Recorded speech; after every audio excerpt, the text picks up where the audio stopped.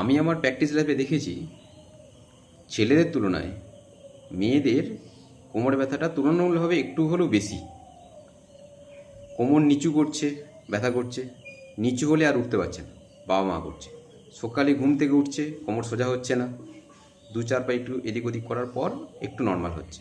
শুয়ে আছে রাত্রে, এপাশ থেকে ওপাশ ঘুরতে গেলেও ব্যথা, উঠতে গেলেও ব্যথা, মানে একটা যাচ্ছে তার লাইফ এটা লিডস করে। কেন বলুন তো এদের কোমর ব্যথাটা একটু বেশি হয়? ফার্স্ট কমন কজ হচ্ছে একটি হরমোনাল ইমব্যালেন্স হয়। মেয়েদের যখন পিরিয়ড হয় বা চাইল্ড যখন প্রেগনেন্সি আসে তখন হরমোনাল একটু ওঠানামা করে, ফলে মাসেল লিগামেন্ট এগুলো একটু রিল্যাক্স হয় ফার্স্ট। সেকেন্ড, দেখবেন মেয়েদের পেলভিস যে আছে তার গঠনটা একটু চবড়া টাইপের, ফলে এল স্পাইনের যে ওয়েট লোডিং ডিস্ট্রিবিউশনটা একটু অন্যরকম হয়, ফলে কোনো স্ট্রেংথ বেশি আছে। থার্ড হচ্ছে মেয়েদের একটা যে প্রেগনেন্সি বা আফটার ডেলিভারি এরপর একটা কোমরে একটা চাপ আসে, সেজন্য একটা ব্যথা হতে পারে। ফোর্থ কমন কজ হচ্ছে মেয়েদের গাইনোকোলজি প্রবলেম, ইউটেরাসে ফাইবার থাকতে পারে, টিউমার, এন্ড্রোমেট্রোসিস, পলিসিস্টিক ওভারি ডিজিজ, নানা প্রবলেমে কোমরে একটা ব্যথা হয়। ফিফথ হচ্ছে মেয়েদের ক্যালসিয়াম, ভিটামিন D3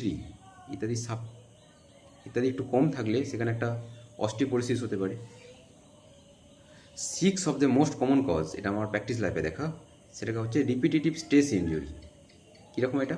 না, মেয়েদের কোমরের একটা রিপিটেটিভ মুভমেন্ট হয়, এদের কাজের ধরনগুলো একটু অন্যরকম। ছেলেদের তুলনায় মেয়েদের একটু কোমর নিচু করে, কোমর বাঁকিয়ে, বাড়ির দেখবেন যখন ঝাঁট দিচ্ছে কোমর বাঁকিয়ে ঝাঁট দিচ্ছে, বাড়ির ঘর মোছা, আনাজ কাটা, রান্নার দেবেন কোনো জিনিস, ভারী জিনিস তোলা, তারপরে রিলেশনশিপে একটা কোমরে চাপ আসে, মানে কোমরের অত্যাধিক একটা ব্যবহার হয়, এটাকে বলে রিপিটেটিভ স্ট্রেস ইনজুরি। তাছাড়া দেখবেন গ্রামের দিকে অনেক সময় মেয়েরা মাঠে কাজ করতে যায়, কোমর নিচু হয়ে মাটি কাটা, ধান কাটা, মাঠের নানা রকম ইত্যাদি কাজ করে এরা, তাই কোমরের উপর একটা প্রচণ্ড চাপ আসে।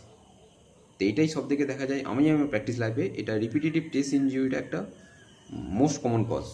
তারপরে তো একটা ট্রমা হিস্ট্রি থাকে, অনেক সময় মেয়েদের কোমরে পড়ে যায়, অনেক সময় পড়ে গিয়ে তখন কিছু বুঝতে পারে না, কিন্তু পরে এটা পোস্ট ট্রমাটিক ইনজুরি থেকে একটা ব্যথা আসতে পারে। আমি ডক্টর সন্দীপ।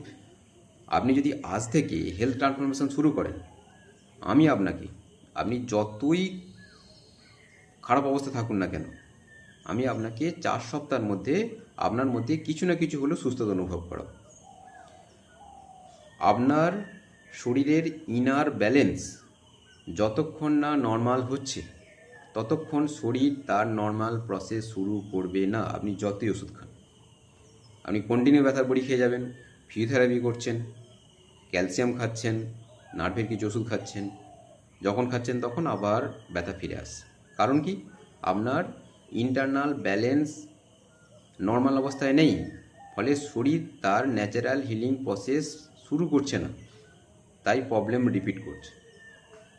আমার সাথে কনসাল্টের জন্য যোগাযোগ করতে পারেন। আমার কনসাল্ট নাম্বার 9734255102। নমস্কার।